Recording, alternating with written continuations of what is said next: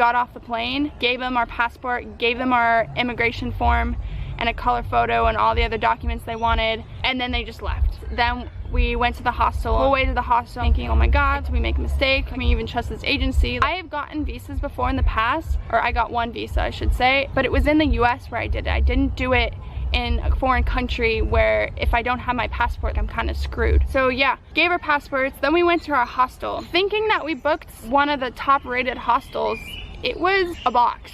We got a private room and you walk in and there's literally no space to even move. It's just the bed in the room and then I don't know where you go. Even worse, then I go and look in the bathroom. Apparently this is a well-known thing. I didn't know about it, but they put the shower head over the toilet, and so you're supposed to like shower over the toilet. Disgusting. So I didn't do that. Ended up at this really cool park in the central of Hong Kong. So I guess the idea of parks is to kind of break away, if they're in a city, is like break away from the city, right? Well, I didn't really think that was possible in Hong Kong because Hong Kong was so condensed.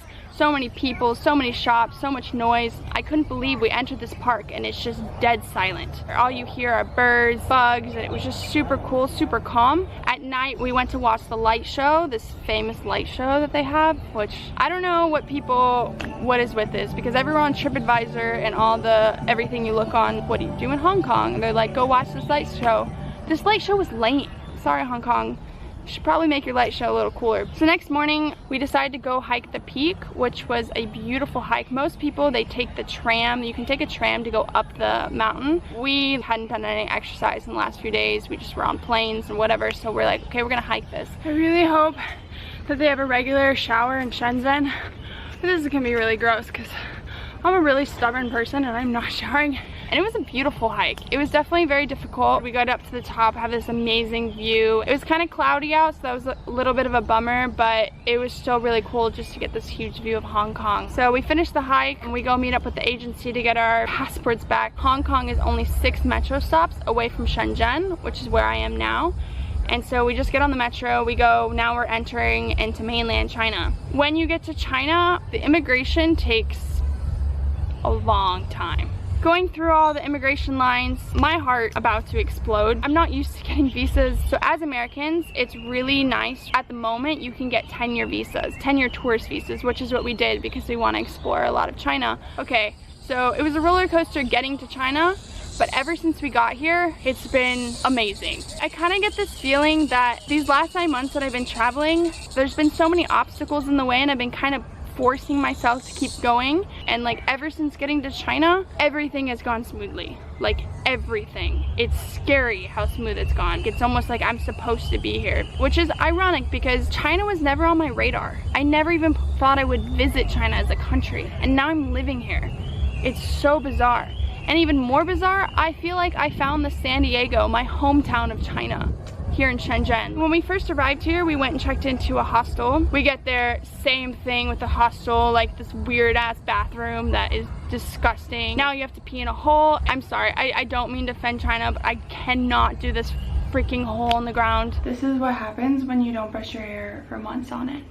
But whatever, I had booked the hostel for about 6 nights, and the idea was you immediately go look for apartments. It's supposedly really difficult to find a place to live here. We found an apartment in literally 1 day of looking. Now maybe we're just really not high maintenance. Actually, the very first apartment we looked at, we really liked it, and we decided that that's where we're gonna move into. It's not even ready yet. So the second place we looked at was with a roommate, and we decided, okay, we're gonna move in there. It's like a typical Chinese apartment, and we'll live there for a month. And it actually had a real bathroom, so that was nice. And that's in a really cool area. It's in front of, I can't pronounce it right, like Lua Chun, I'll write it, Park.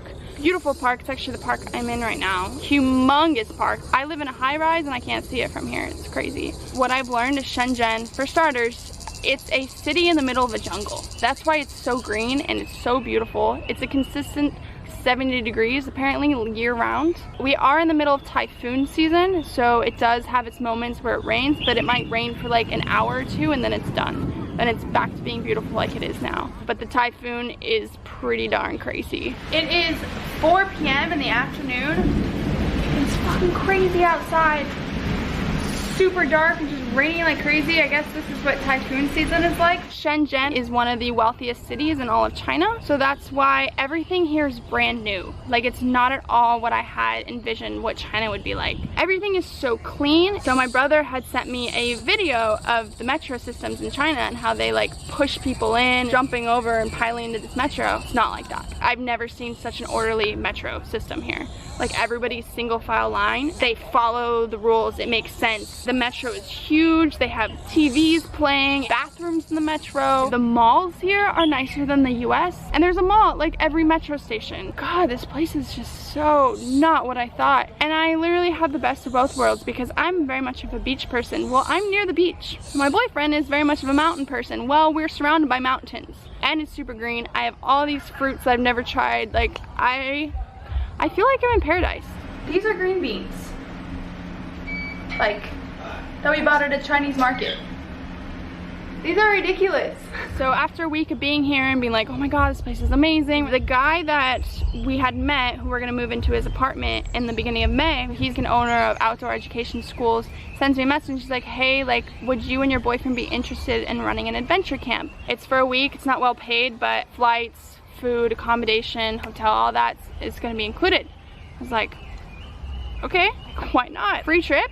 Sure. A few days later, we're on a flight going to Hangzhou, which is about 3 hours, I think, south, I could be wrong, of Shanghai. We went to this place called Linan. In this general area, the majority of all of China's bamboo comes from this area. So we're literally in the bamboo forest. I have never ever done anything like this before. We got to run a children's adventure camp. I've never been a camp counselor, but I've been to camp. I was a camp counselor for 7th and 8th graders, Chinese kids, and it was absolutely amazing. I got to teach these kids how to hike, kayak, cook, camp outside. We showed them how to put up a tent. I don't unfortunately have any pictures or videos of this place because I was actually not allowed to. It was really empowering to get to run all these kids and learn about a culture. I have a whole new respect for Chinese people just because of the kids. In the US, if you're kind of this nerdy kid, you're kind of outcasted when you're younger.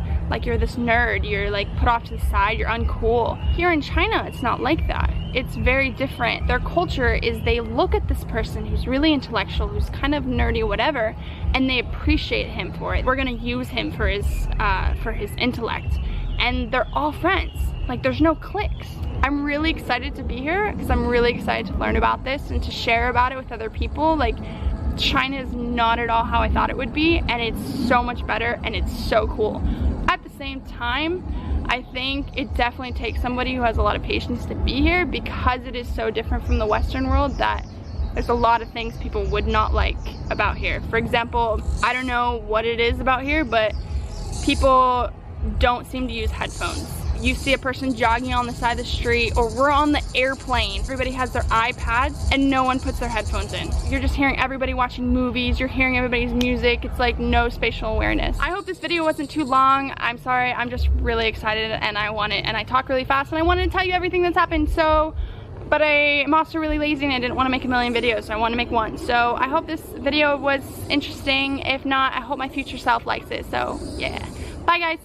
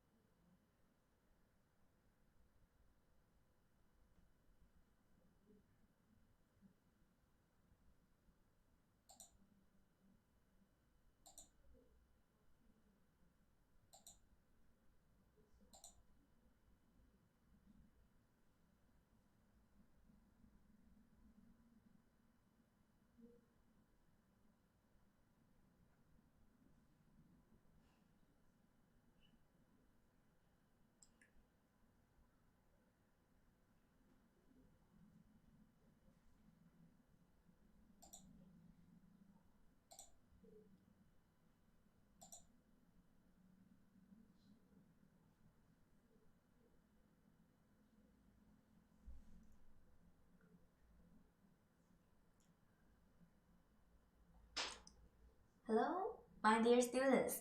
I saw some of the students have already joined our our classroom. Welcome to join me. And today we are talking about how to apply for Master and PhD program. We still have a few minutes to start. So let's see. Welcome Benjamin to join the room. Benjamin, are you here? If you are here, could you message me one so that I know you are still here? I am Benjamin. I am Benjamin. Yeah, welcome.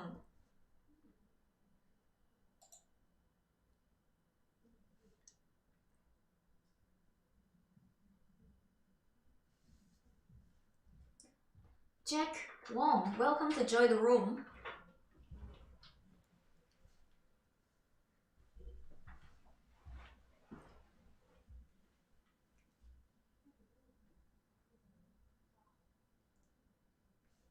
We still have 2 minutes.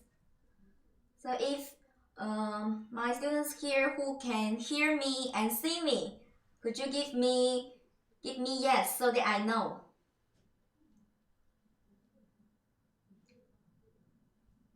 Thanks for joining.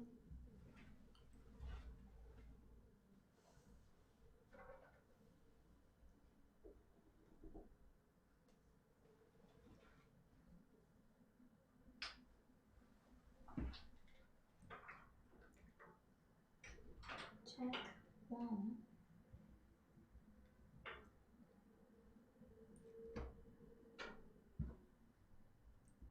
Okay, my dear students, welcome to join my public life room and welcome to join me. And today we are talking about I will also show you about studying in China. And my students, if you are here and you can hear me and see me, could you message one? Could you message me one so that I know if you can hear me or see me? Please message me one so that I can know that. Welcome to Joy. Welcome to Joy. Hello everyone. I'm Tina, the course advisor from Study in China Admission System. I have been working in CCAT for more than 5 years. During the past 5 years, I have been helping more than 500 international students to come to study in China, which including the students who are applying for bachelor, master's, and PhD programs. And since 4 years ago, I helped a lot of students come to China to do their bachelor's degree. So from last year, 2020, and this year I help a lot of students also applying for their master's and PhD program. And today I also want to show you more so that you can start the preparation ahead of time to ensure you can have enough time to do all those things. And if you want to learn more information, you can also scan our assistant's WeChat or our assistant's WhatsApp. And this one is our assistant's WeChat. And on the right side is our assistant's WhatsApp. So if you need more assistance, you want to know more information, you can add our team so that we can help you. And yesterday, welcome to join my room. And yesterday we are talking about apply for MBBS, become a doctor, and there is also playback. So if you missed the public life courses yesterday, you can also play back to know more information. And today we will talk about how to apply for master's and PhD programs in China. And today I'm gonna to share with you through hot programs, entry requirements, application procedures, and when to apply. These 4 parts. Oh, I see some more new students joining the room. Welcome. But I couldn't see your name. I just see Adam, Benjamin, and also Jack. Yeah, thanks for joining my public life courses. And I also want to know if you are the final students of the undergraduates. Could you message me one? If you are the final year students of undergraduates, please message one, which means you are the final year students. You will graduate, those who will graduate in June or July of 2021. Then could you message me one? Okay, and then if you have already finished your bachelor's degree last year or a few years before, message me two. Message me two. If you are other situation, then just message me 3. Okay. Okay. Let's start to share today's how to apply for master's and PhD programs. Let's check about the hot programs. So when it comes to study in China, the students can apply for bachelor, master's, and PhD programs. If you finish your bachelor's degree for medicine, what programs you can apply for master's degree? Let's have a look. Actually, a lot of programs. If you finish MBBS, and then for master's degree, you can apply for gynecology and obstetrics. It's a little bit difficult to pronounce those words. And I also want to share with you in Chinese. It's like if you study MBBS for bachelor's degree, then in your master's degree, you can apply for 妇产科、急诊科、病理学与病理生理学. Yeah, I know it might be a little bit difficult for you to understand I speak Chinese so quickly. That there are also some English for you to be referenced so that you can understand that. Actually, a lot of programs that you can study. And if you are studying BDS during your bachelor's degree, then you can apply for this one, orthodontics. It's like your teeth. 正颌治疗 is like for 牙齿. And those are for the medicine related programs for master's degree. And if you finish your master's degree of those programs, you can also apply for the PhD in the same fields. And some students who finish your bachelor's degree for the engineering, and then you can apply for the engineering related programs. Of course, if you finish your engineering related programs for bachelor's degree, you can also apply for Masters of Business Administration. But if you are graduating from bachelor's degree of International Economic and Trade, you are only eligible to apply for the business related programs for master's degree, because you cannot understand the engineering related programs since you don't have such educational backgrounds, right? So if you finish economics and management related programs for bachelor's degree, then your master's degree usually is like you can only apply for the related programs like economics and management. So those are the some of the programs that you can apply for master's degree. If you want to know more information about what program you can apply for your master's degree, you can also message Tina. You can also message Tina to get more information after these public life courses. I saw new students join my public life courses. Welcome, Ziajek, right? Ziajek, welcome. So about these parts, they are the hot programs. They are the hot programs for masters and PhD programs. And the second part is about the entry requirements. I think this part, most students, they are really interested in this part. A lot of students will ask me, Tina, I just want to learn some entry requirements first before I decided to to further my education for bachelor's or master's degree, or I will go to work or do some other decision. Yeah, here I will show you the entry requirements. It's mainly from the GPA, the age, nationality, you are freshman or not. Of course, it will also depend on the time you submit your application and the seats in vacant. So let's see one by one. Welcome Ali Zimba to join my public life classes. Yeah, let's talk about let's come back to the entry requirements. The most important requirements is the GPA. The GPA is your transcripts. And if you are applying for the top universities, usually you need to be above 90%. Some students may say, oh, 90%, are you kidding me? You know what does that mean for those top universities? Those top universities are like Tsinghua University, Peking University, Fudan University, Shanghai Jiao Tong University, Zhejiang University, Northwestern Political University. They are ranking at least top 100 in China amongst the 2,500 Chinese universities and college. So for those top universities, usually those who are applying for those top universities, they are the very outstanding students.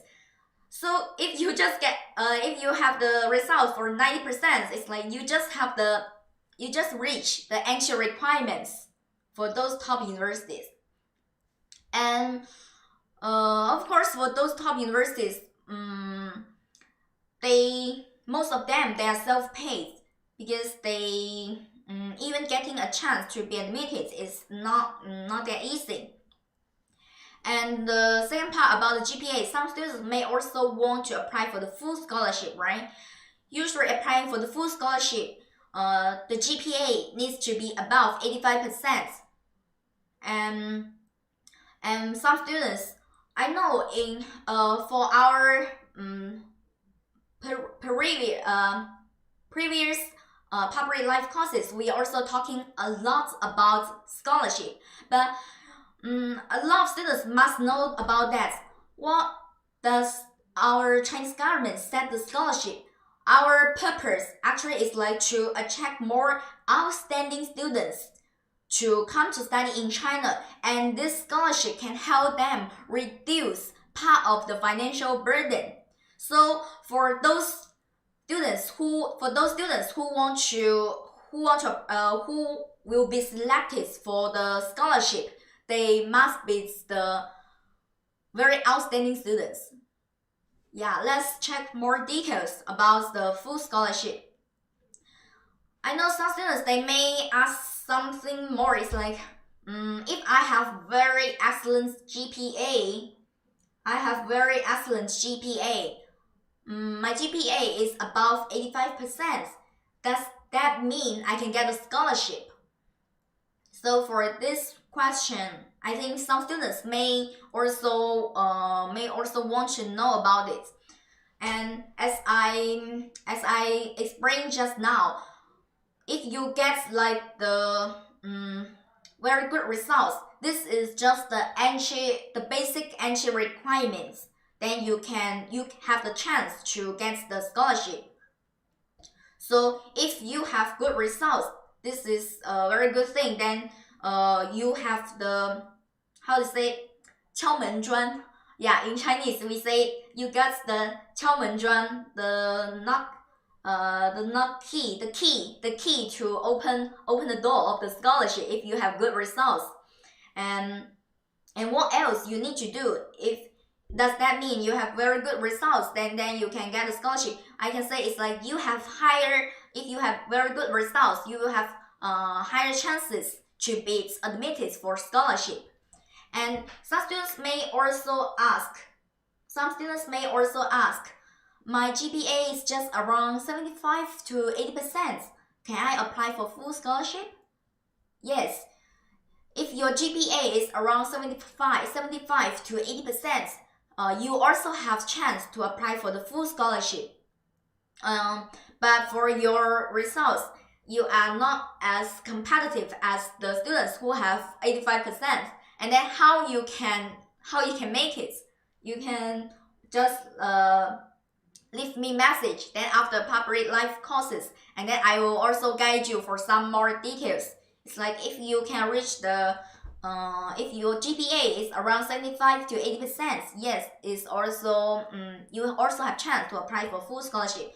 And some students who also join my public life courses, maybe you are just in your first year students or your second year students, and some students, those students, you also want to apply for your master's degree after you finish your undergraduate. And then what should I do? Some students may also ask this question, right? And for this part of students, I think you are quite lucky to hear my public life courses, because when you are here, you know the exact entry requirements, and then you can set a very clear goal and to have the very outstanding results for your 4-year study in China. And so for those part students, the first advice I want to give you is like you need to make a clear goal that you need to have the good results, and then you need to make the plan. You need to make the plan, and every semester you need to really take efforts to realize your goal. And then finally after a few years you can achieve your goal and realize your dream. And if you after 4 years study you have very good results, then you are increasing your chance to get the full scholarship for your master's and PhD program. Okay, for this part, they are about the GPA when applying for the full scholarship. If you still have some more questions, or you are in other situation that I didn't list it out, you can also list it out so that I can know about it. And then after this live course, I can also help you.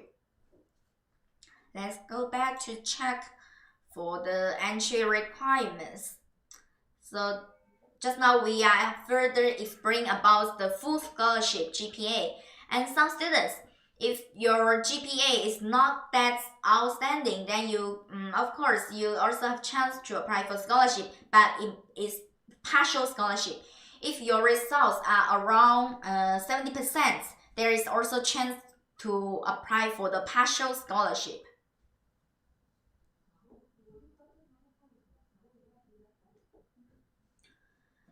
Okay, and some students, they are their GPA is not that good, and they just pass their undergraduates. And then if you are above 60%, then you still have chance to be admitted. But if you really fail a lot of subjects, I think maybe you cannot graduate from bachelor's degree. So if someone who's in your first year or second year, please pay attention to that. If you choose to study in China, you should be serious about that, to study hard. Because you need to at least pass so that you can graduate from your bachelor's degree. Okay, this part is about the GPA. This part is about the GPA. And next element is about the age. When applying for master's and PhD program, if the candidates are below 28 years old, they are more preferred by the university. And if you want to apply for master's degree, the universities can accept maximum 35 years old.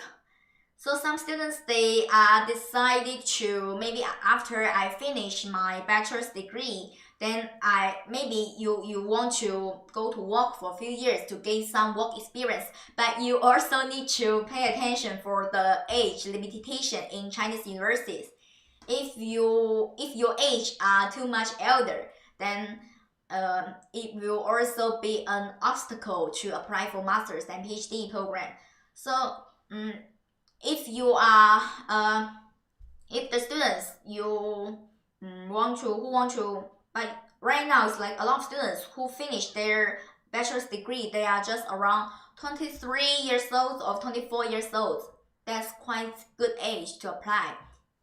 Yeah, for PhD, usually if you are below 35 years old, that would be more preferred by most universities. And for PhD, the maximum will be 45 years old. It's like in some universities may have the age limitation.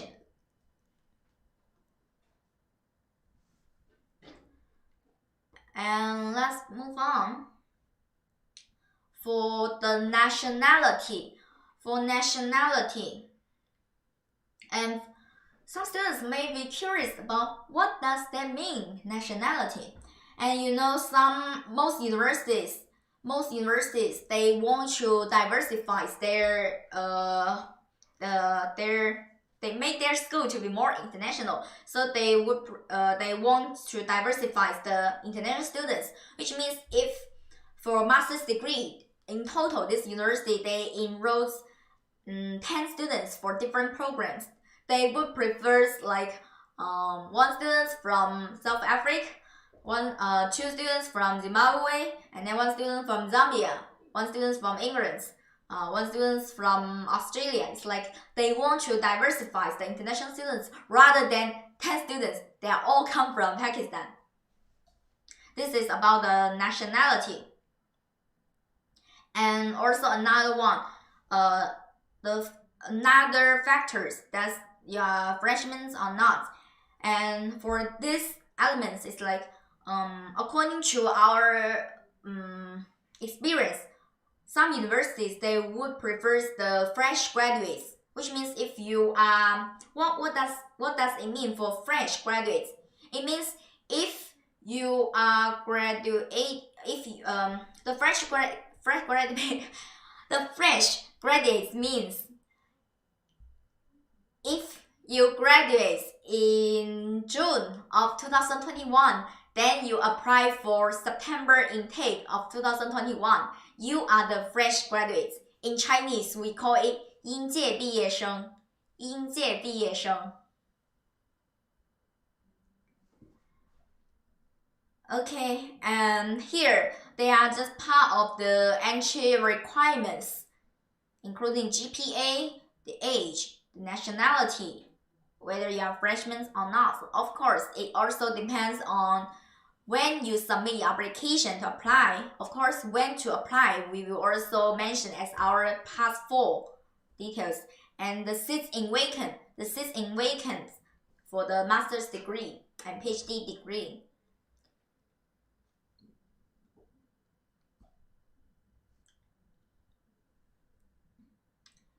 Okay, our next part is about the documents. So when applying for master's and PhD degree, you must also want to know what documents you need to prepare, right? Okay.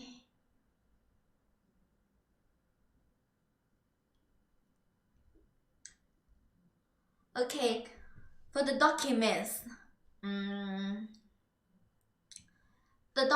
the first one is about your international passports, your passport size photos.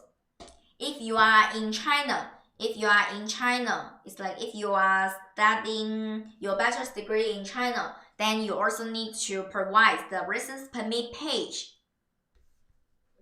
And according to my work experience, some students who abroad, they may also miss the situation. Maybe I don't have passport right now, or my passport just expires. I need to renew it. What should I do? And if you are under this situation, you can provide your national ID cards or your birth certificate to replace your passport. You can send to your course advisor. They can use those documents to replace your passport, and then when your passport come out, you can update it to them so that they can also help you to update to the university. This is not a big problem. And the second part, the second document, your transcripts and certificates from your bachelor's degree if you want to apply for master's. If you want to apply for PhD, then you need to provide your transcripts and certificates from your master's degree. Some students may also ask about. Some students also have this situations like they want to apply for September intake of 2021, but they don't have transcripts and certificates now. Then what should they do? If you are in this situation, actually this year I met a lot of students. They are applying for the students that are in the final year of and they also want to catch up with September intake of 2021. You cannot just wait for June or July to apply for this September intake, because at that time it's too late. Everyone knows July and August, they are the summer vacation in China, right? And then under this situation, actually what you can do is like you can ask your teacher, you can ask your university teacher to provide you the transcripts from the first year to third year. Because from your first year to third year, there are your transcripts and also your GPA. And with those documents, we can also help you to pre-check and then communicate with the university admission officer. So if you are serious about applying for September intake of 2021, don't wait for June or July to apply. At that time, it's too late. You can just provide your transcripts from first year to third year. And then for this one, we can help you to apply. And for the certificates, some students, they are saying, my certificate can only be issued in July. So I don't have the certificates, I can't apply. No. If you are under this situation, it's very easy to handle, because you can just ask your teacher to provide you the pre-graduation certificate, and then it can also replace your graduation certificates. So get it? Don't just wait.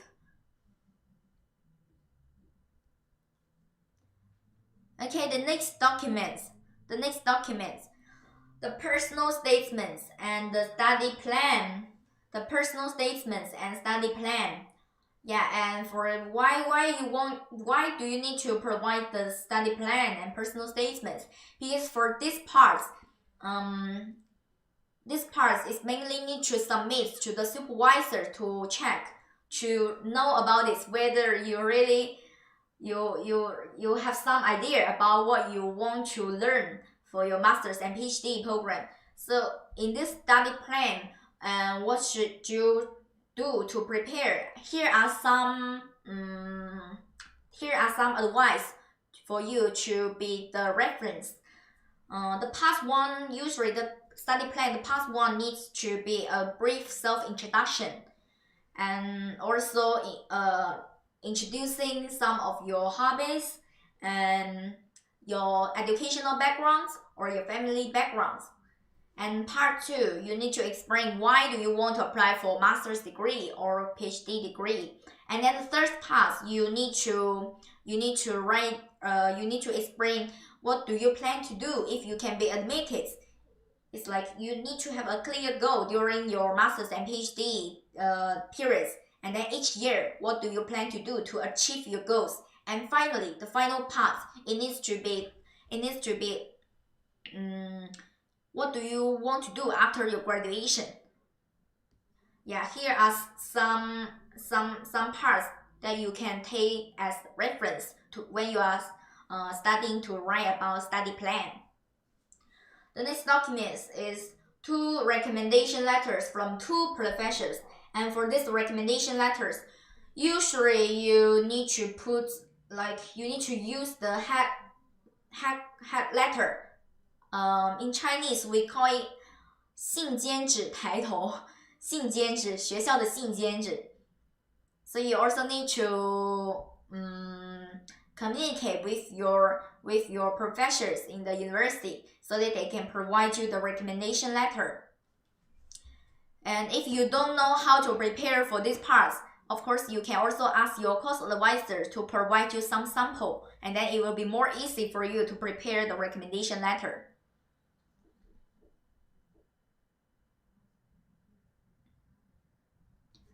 Okay, the next document, the CV. The CV in Chinese is 简历. 简历. Yes, this is CV. Some other supplementary documents. What is supplementary documents? For example, the medical checkup reports, the non-criminal records, the bank statements. But for those supplementary documents, usually they have valid dates. Usually they valid for like 6 months. Yeah, so for some students, they are talking about, my documents are not ready yet. I will prepare everything and then I will start my application. This is not right. Actually, the right step is, if you are serious about applying for your master's and PhD program, then you just need to provide your documents A and B, and then you can communicate with your course advisor to get some more information so that they can also further guide you the exact documents you need to prepare and when to prepare, especially for supplementary documents. You don't need to prepare supplementary documents immediately because they have the valid dates. If your supplementary documents expired, then you still need to prepare the new one. So when you have the if you want to apply for master's degree, then you have the documents A and B. You can provide to your course advisor to help you to further check. So I want to know who's joining my public life courses now? Who has the transcripts be available now? Could you send me a smile? I want a smile.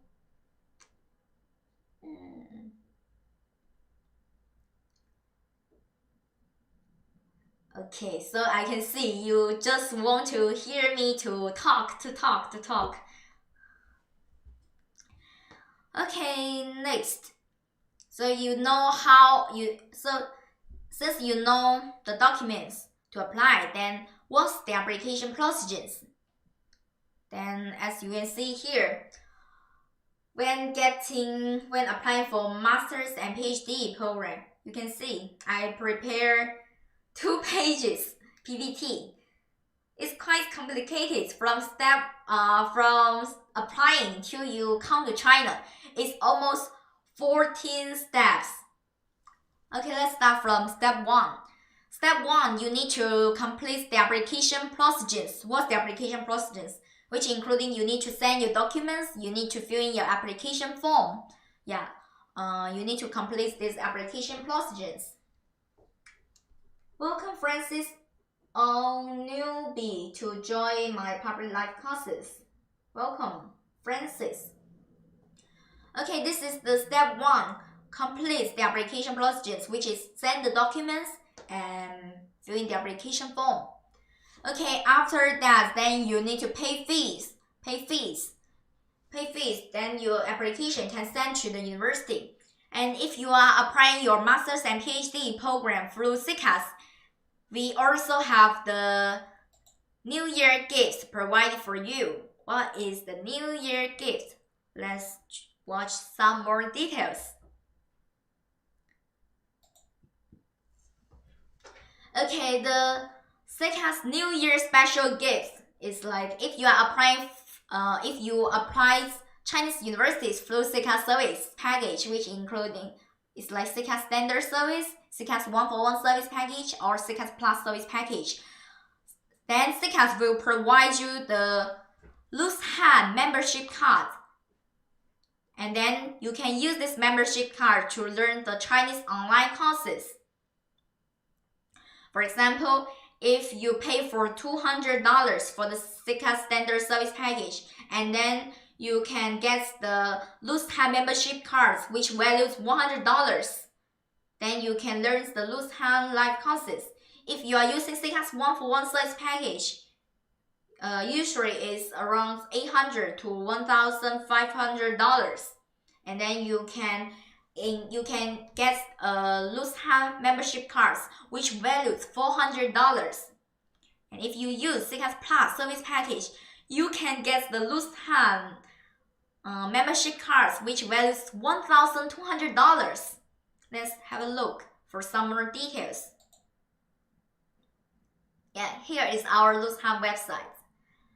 Our loose hand website. Oh, just now about the documents.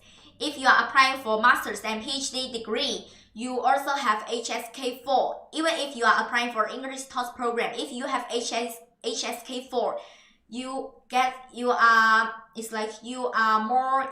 another advantage compared with some other students.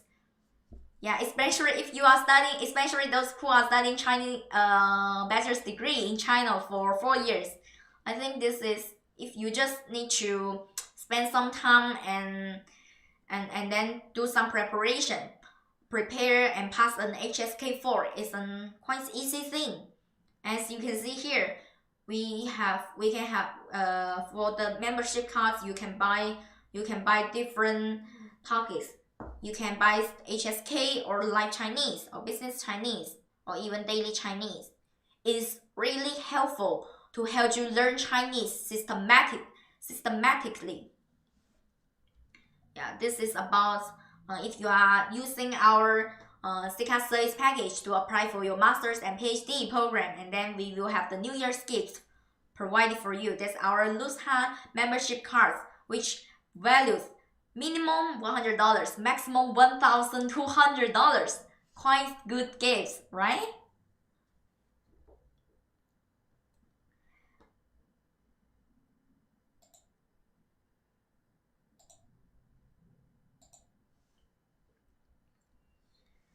Okay, we are talking about the step 2 just now. You need to pay the fees so that your application can be submitted to the university. And then what happens next if your application has been submitted to the university? Let me explain to you step by step.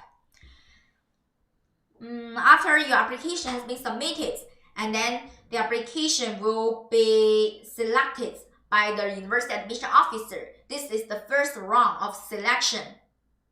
And after, if you pass the first round of selection, then your application can move on to the second status. That's the second round of selection. That's looking for the tutor. We also call it professor or supervisor. This is the different parts. When applying for master's and PhD degree compared with bachelor's degree.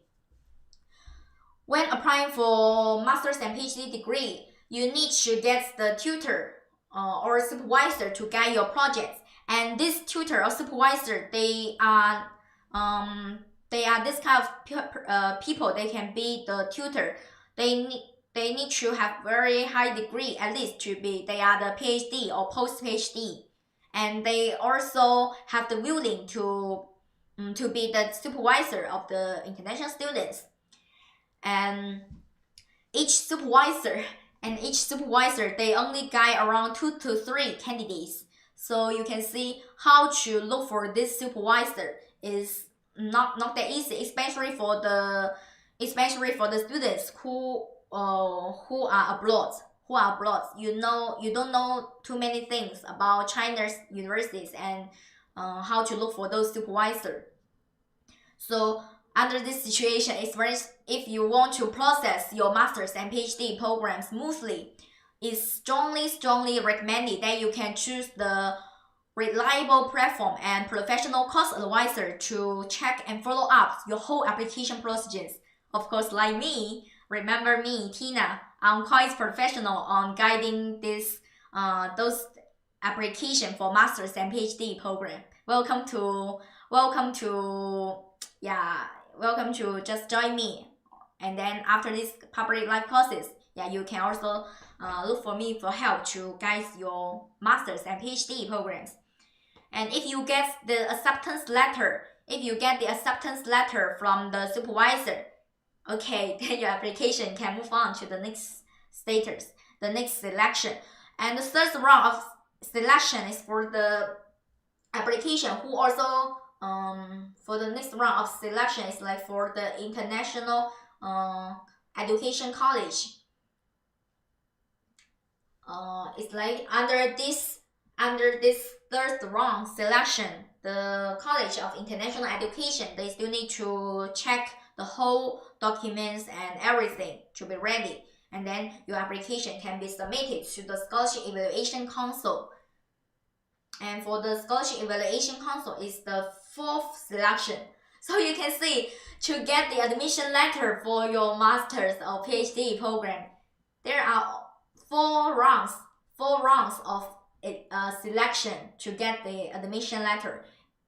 Usually for getting the admission letter, it will take at least 2 to 3 months to be ready.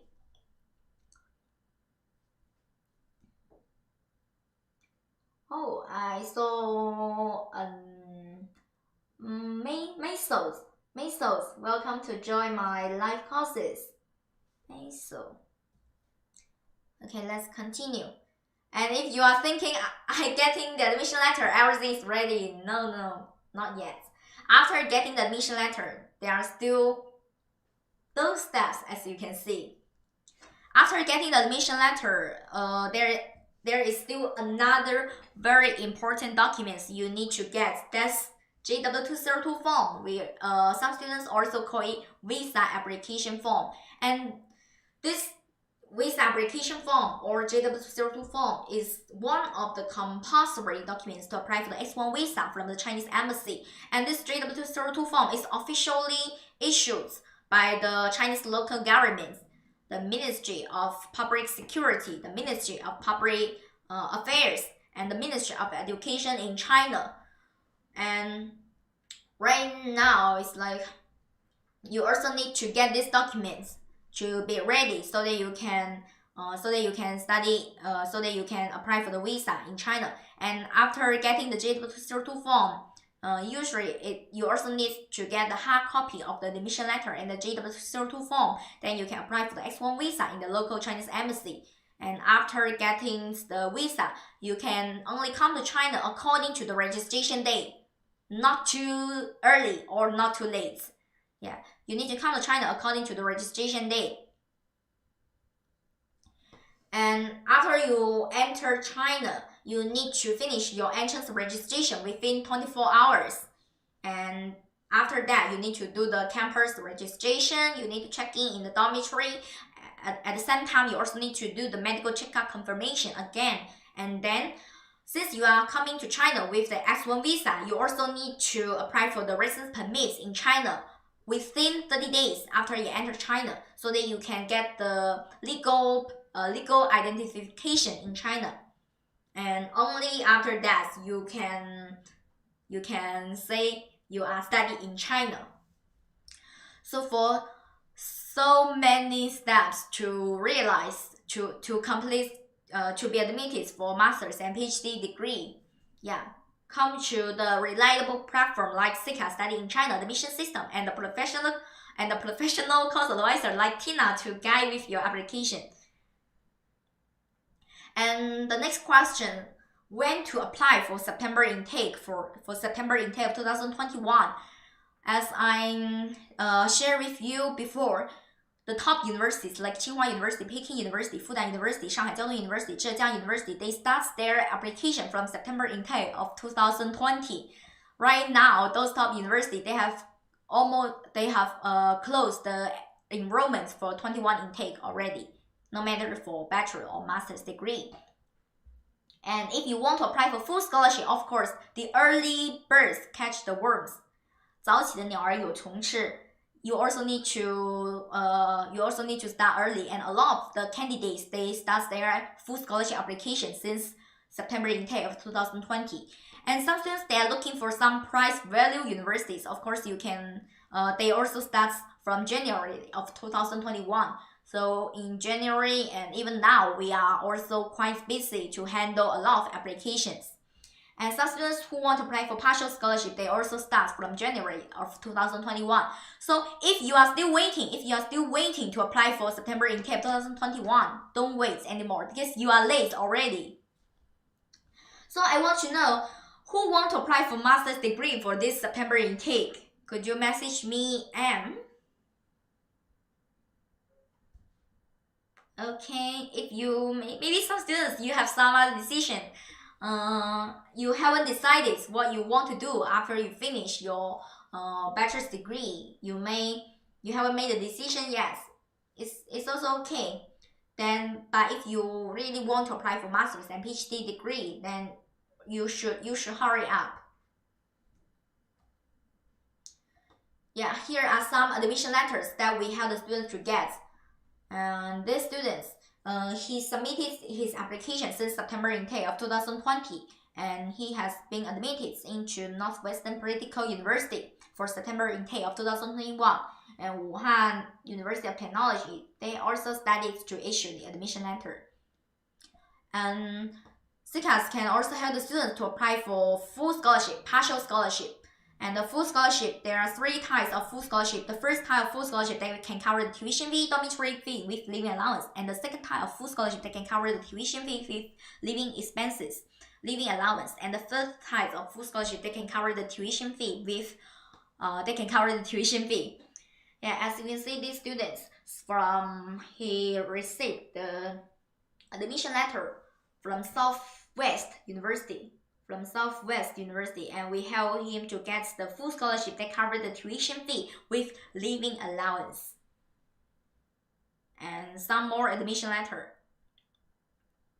Yeah, these students also getting the full scholarship that covers the tuition fee with monthly living allowance, 1,600 RMB a month, and the admission letter from Jiangsu University. And of course, CCAS can also help the students to apply to get the admission from the top university like Peking University, Fudan University, Zhejiang University. But most of those top universities, they only provide the courses that taught in Chinese. In Fudan University, MBBS is available, it's taught in English. But the tuition fee is 75,000 RMB a year. Okay, I think it's almost come to an end. And some students may still curious about how to study in China with the lowest budgets. And welcome to join us on Monday. Yeah, Monday night, 7 to 7:45 p.m. Chinatown. If you have any more questions, you can also join our WhatsApp group or WeChat group, or you can add our assistant's WeChat or WhatsApp to message us those details. Thank you. Thanks for joining me.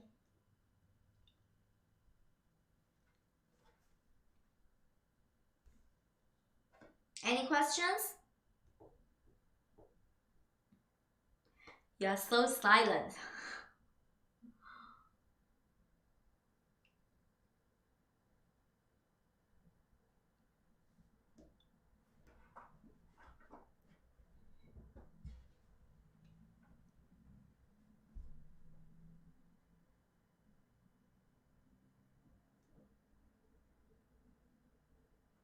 Oh, Chiwangler, Jordan, Mumba, welcome. But I finished the public live courses. Later you can also check the playback. Jordan, are you there? If you are there, you can message me one. Any questions? I'm still here. If you have any questions, just message me so that I can know.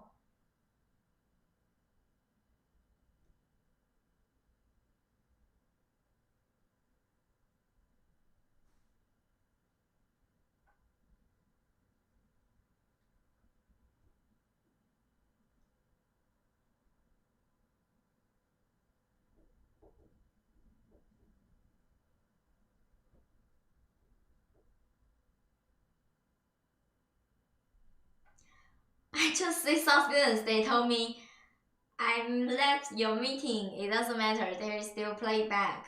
So you can also check the playback. Of course, you can also message me directly. You can also message me directly in my WeChat, my WhatsApp.